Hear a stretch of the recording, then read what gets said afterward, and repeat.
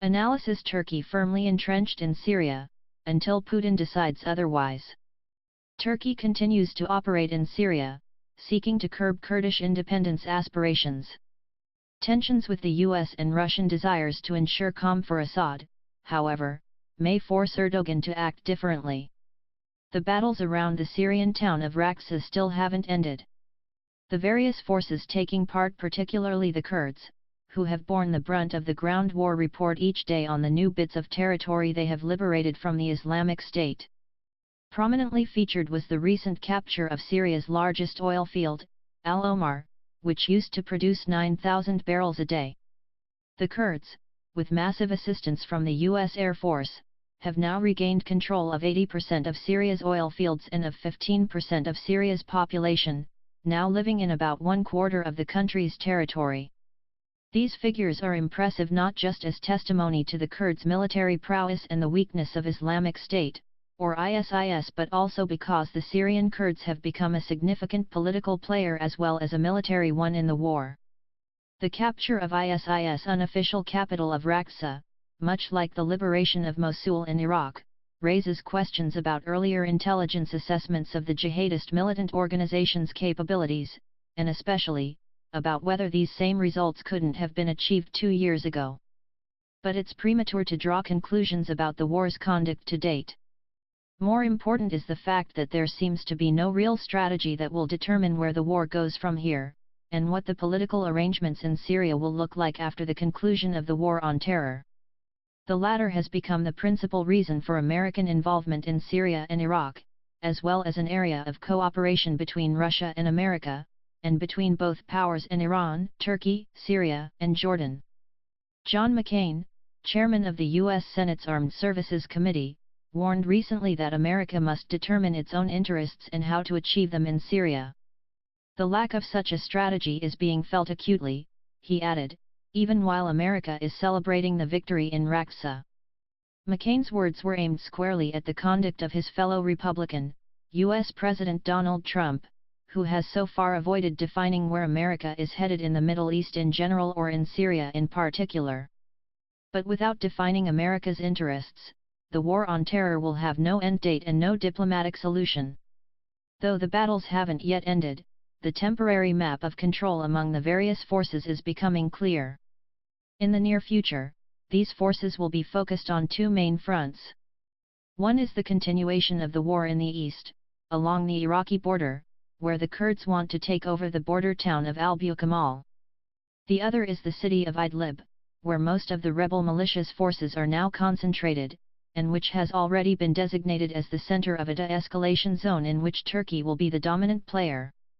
In both places, Turkey seeks to reduce Kurdish control in order to block the possibility of the Kurds establishing a contiguous autonomous zone stretching all across northern Syria, from west to east, along Turkey's southeastern border.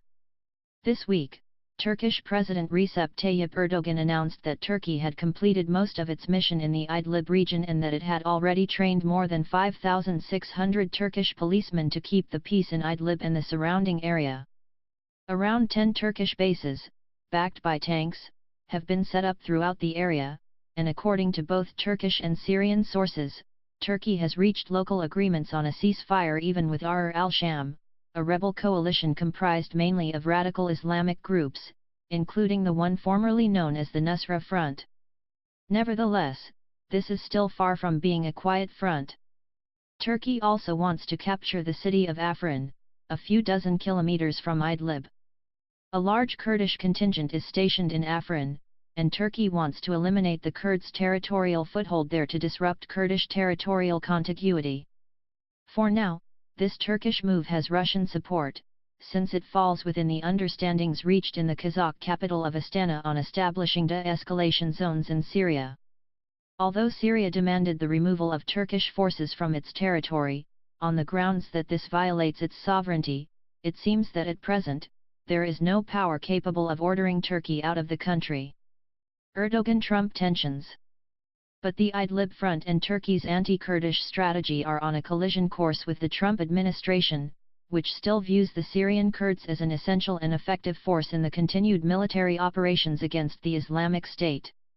American military assistance to the Kurds has already caused tension and confrontation between Erdogan and Trump because Erdogan views the Kurds as a terrorist group working hand in hand with the Kurdistan Workers' Party, the PKK, which is deemed a terrorist organization in Turkey.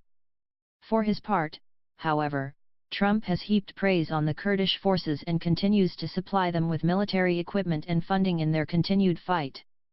It has become clear to Erdogan that his ally from Washington isn't exactly the ally of his dreams.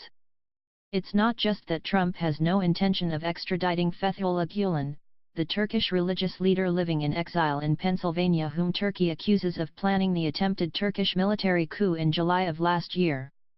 Trump also doesn't hesitate to give Erdogan a rap on the knuckles when it damages America's reputation. When Turkish security forces arrested a Turkish employee at the American embassy in Ankara, Trump ordered a halt to the issuance of tourist visas to Turkish citizens. Turkey did in fact respond in kind, but it was still clear who had the upper hand. Erdogan managed to provoke the ire of Washington when he signed a deal to buy Russian S-400 missiles, which cannot be integrated into the strategic weapons systems of NATO, of which Turkey is a member. And even though Trump hasn't been getting terribly upset over violations of human rights in Turkey, that issue has also put an additional strain on U.S. Turkish relations. American differences with Turkey are secondary, however, to the explosive ties between the United States and Russia. Moscow has been unchallenged in directing the military and political approach to Syria. Interestingly, despite the cooperation between the Kurds and Russia, Turkey is not uttering a word against Russia. When it comes to the future of Syria, Moscow is a much more vital ally for Ankara than Washington. So, for example, in its hold on Idlib and previously in the Jarablus region and its campaign over the town of Al-Bab, all important Kurdish strongholds, Turkey enjoyed Russian backing and did not require American consent. The same is true with regard to the future of Syria, which will be determined in Moscow and not Washington, and not only because Russia has an endgame strategy, while Washington waits for Trump's next tweet. Russia's strategy involves a clear diplomatic blueprint designed to allow the regime of Syrian President Bashar Assad to remain in place, at least until elections are held. It provides for the formation of a temporary government of national unity that would include representatives of legitimate rebel groups, as defined by Russia, the drafting of a constitution, the principles of which have already been developed by Russian experts, and prior to all of this, a ceasefire, not only in the 4 planned security areas, but in the country as a whole. For the time being, Russia has not addressed the future status of the Syrian Kurds or the presence of Iranian forces in Syria. Turkish diplomatic sources have told Haaretz that Ankara is not depending on Russia to prevent the establishment of an independent Syrian Kurdish enclave, despite the good relations between Ankara and Moscow. Having quiet and allowing Assad to run the country under Russian direction is in the Russian interest. If this quiet requires giving autonomy to the Kurds, Russia will force Assad's hand and not necessarily take Turkish interests into account, a diplomatic source who deals with Turkish Middle East policy said. Russia will be prepared for a temporary and limited Turkish presence inside Syria to ensure quiet along the border, but it will put a halt to any Turkish attempt to bring about a military confrontation with the Kurds, another Turkish diplomatic source said. And what about Iran's military presence in Syria? At the moment, no one has an answer regarding what Russia's position on Iran's status in Syria would be.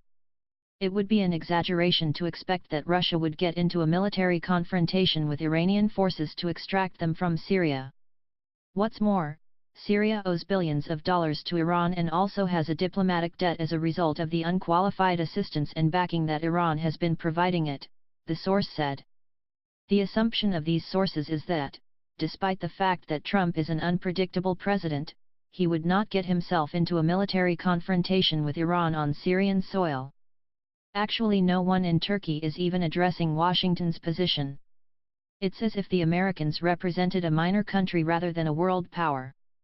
For the time being, there doesn't really appear to be a pressing time frame when it comes to Syria. At the end of the month, another meeting is scheduled in the Kazakh capital where Iranian, Turkish, and Russian representatives will coordinate the continued establishment of security areas, but at this point, there is no agreement on a date for a summit conference in Geneva on a diplomatic solution to the conflict. The main pressure is humanitarian, and concerns more than 200,000 people who cannot return to their homes in Raqqa following the total destruction that the city in the course of the bombing and the fighting to liberate it. Thousands of roadside bombs and mines are strewn among its roads. Water and electricity supply is non-existent. Medical clinics and schools are not functioning, and more than 80% of the city's homes are unfit for habitation. But as usual, they don't represent a strategic problem. When all is said and done, Raqqa is just one more city that will have to wait years until its residents can live anything resembling a normal life.